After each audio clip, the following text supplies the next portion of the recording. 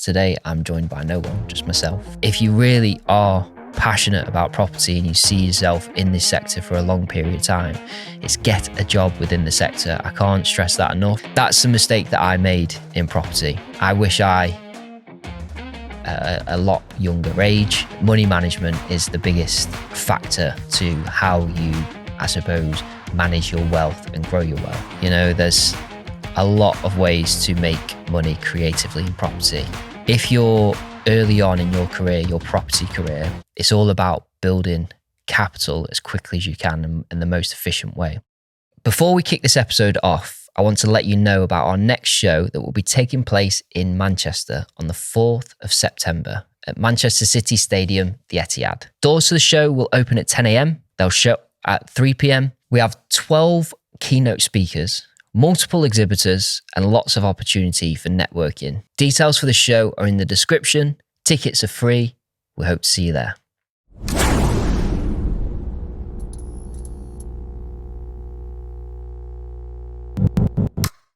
Welcome to another episode of the Property Developer Show, the podcast. Today, I'm joined by no one, just myself, but I'm going to be talking about what I would do differently if I was starting out again. So what makes me qualified to talk about this subject? So I started in property when I was 18 as an apprentice working for another developer, and I've worked my way up through the industry. I'm now 28, so nearly a decade within the sector, and I'm still learning. I'm still not overqualified. I'm still always, every day is a school day. That's my approach to business, property.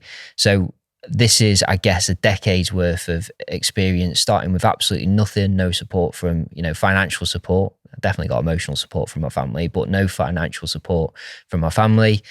Having to sort of build my way, I guess, through the sector, learning on the job, never really paid for education, although I did one time, which I'll go into detail with through this episode. So starting out, what I would do potentially differently, and also what I've probably done right to hopefully, to get myself to where I am today. So starting from the beginning, I read a book called Millionaire Mindset, and I've talked about it in this podcast with other guests. And in that book, the essence of it talks about how if you want to work within a specific area, you need to get experience within that sector. So what I mean by that is, if you want to open a coffee shop, the best way to learn about operating a coffee shop is to go and get a job at Costa or Starbucks or somewhere like that.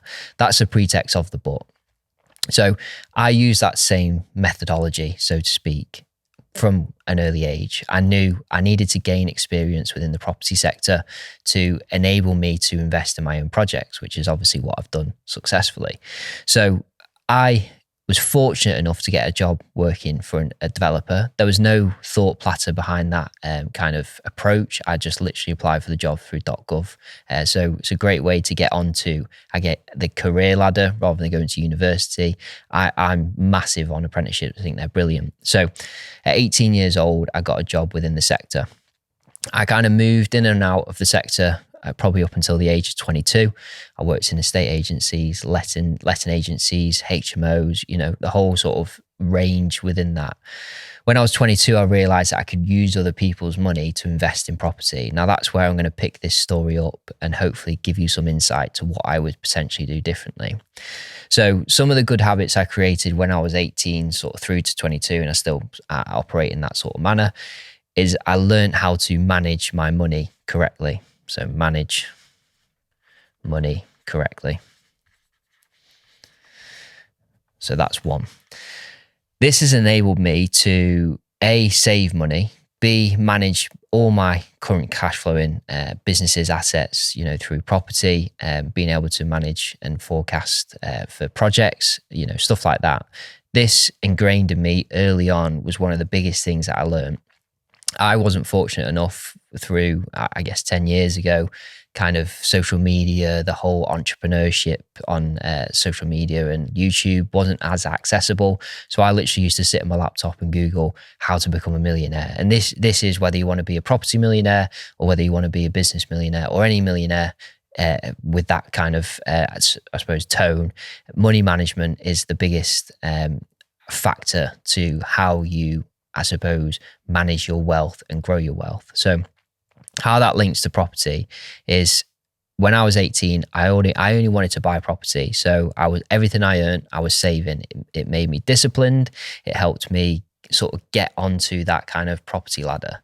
However, what happened with that money is I basically saved enough money to probably support me for a very long time, as the fact I was living at home still.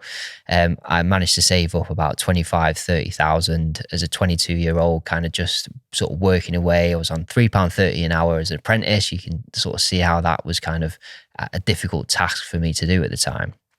But what I actually did with that money was I used that money to support myself to start investing money by using other people's money. So the next point is using other people's money. Now, this is a massive subject. So in essence, by using other people's money, it allows you to scale up in a quicker way. And it gives you access to deals that obviously you wouldn't be able to do with, if you, in my case, 25,000-30,000.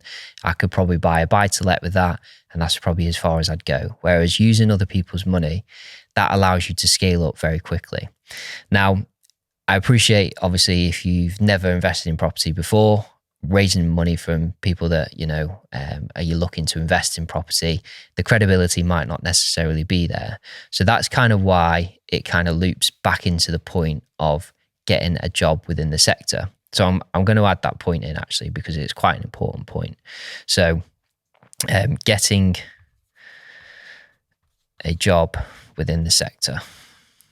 So by doing this, you're gaining that level of experience without taking any of the necessary risk that enables you to obviously start investing in property yourself.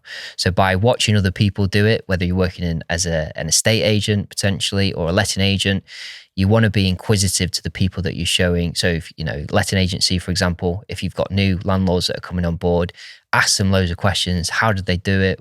What were they using? What strategy were they, what have they learned? Or, all that sort of stuff. If they're a developer potentially looking at buying a derelict property through an estate agency, again, ask the same set of questions, because you're going to get telltale signs of what it takes to be successful in property. So these are the stuff that I've done, obviously, to make myself, or at least put myself where I am today. So what I do differently, and this is not something that I find quite openly discussed within the sector, particularly for people that are young. People kind of think that property is about owning property for the long term. You get the capital growth. I think if you're early on in your career, and there's some people that may disagree with that, with what I'm about to say, I personally, if I'd started flipping properties at an earlier age, at 22, rather than buying HMOs, I think I would be a lot further ahead financially than I am today. So one of the things that I wish I'd done differently is the fact that I went from leaving my job to going into business with a business partner that had the finance, to then buying a HMO, to then having to tie the money up that we were using into that HMO deal. So in the first year, I think we bought sort of 4 or 5 properties. I can't remember exactly. With that, obviously, it's very capital intensive. We're buying to hold. We did 1 or 2 flips in between that, but majority of what we were sort of growing the portfolio wise, we were buying and holding. Now, I actually sold those properties 2 or 3 years later and made the capital growth then. We benefited from COVID and all the obviously uplift in property prices there. However, if I was utilising that money to invest more efficiently by flipping houses to build the capital up, that then enables me to go and invest in more property by buying and holding, I'd be a lot further ahead than I am today. Now, let's do the quick maths on that. Let's say I've got 200,000 that I've raised from an investor. Now, I haven't got to worry, firstly, about having to find, if you're doing buy, refurb, refinance, I'm not having to worry about finding that equity that I'm leaving in, because obviously, if you're buying 100 grand property, you spend 120, you spend 20 grand on it, so all in for 120, you refinance at 150. So we purchased the property for 100 grand, we spent 20 grand on it, so we're all in for 120. For very simple maths, we refinance at 70% at the 150 grand, which gives us 112,500. So our shortfall in this scenario, very simply, we're short of 7,500, that assuming we raise this money from investors. So we'd have to find 7,500 somewhere.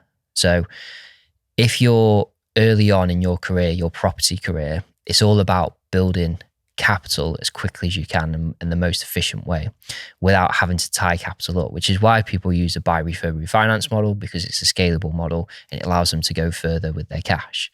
However, I was in a position where obviously I didn't have that cash, I didn't have that capital, I was using other people's money. I had 25,000 or 25 to 30,000, and I was having to use that money to obviously sustain my lifestyle, which I was living way below my means, but I couldn't grow that in a quick manner. So let's take this example here. So we've got 200,000 for the, we've raised this cash. Okay. So we buy the same deal for 100,000. We'll use it. We'll move this across. Save me having to write it out again. So we're using that. We've sold it for 150. So we've made 30K. And we've paid back the investor the 120K. So now I've got 30K. So in this scenario, let's say it's a simple buy to let, it might be paying me at the moment where mortgage rates are £200 to £300 a month, depending on what area you are. That would probably be where you're going to be with current mortgage rates. So for me to earn 30,000, it would take me exactly 100 months to earn that money. Now, I appreciate, obviously, there's tied up equity in the property. Obviously, the fact that you've had that capital appreciation because you've spent money on refurbing it and making it nice. Whereas now we've released that 30,000 rather than tying it up for the small amount of £200 to £300. We can then add that 30,000 to the 200,000 pot, so 230,000. So if you do that multiple times, obviously you can see how your capital will start to grow a lot quicker than if you're actually buying and holding.